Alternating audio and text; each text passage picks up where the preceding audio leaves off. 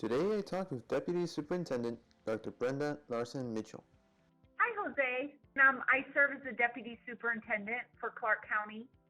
All right, so on March 1st, pre-K through grade 3 students returned in the hybrid instructional model.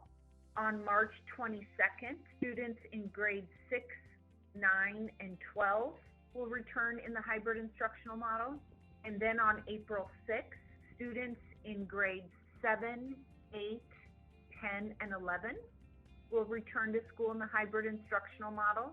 And also on April 6th, pre-K through grade 5 students will return 5 days a week for full days. So Jose, what is challenging is we still have to follow the governor's health and safety directives.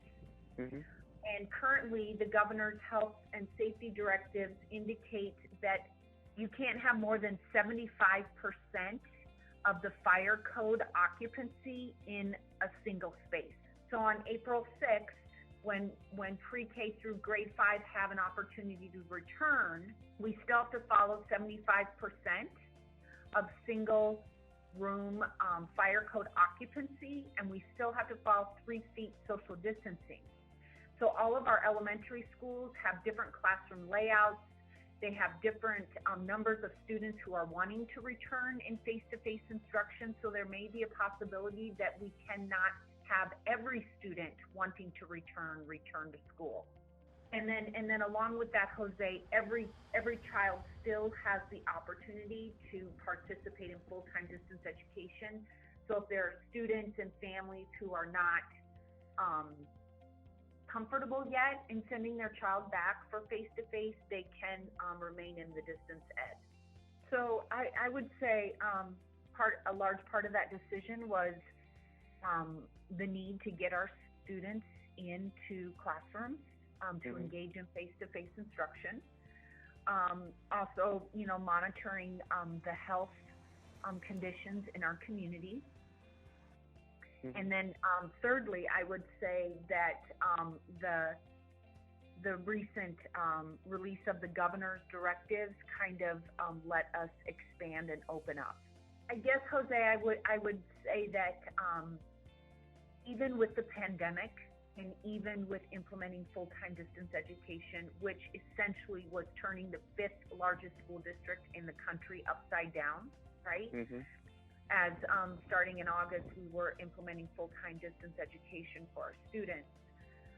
The expectation is that our educators continue to provide high-quality instruction that is standards-based for all of our students.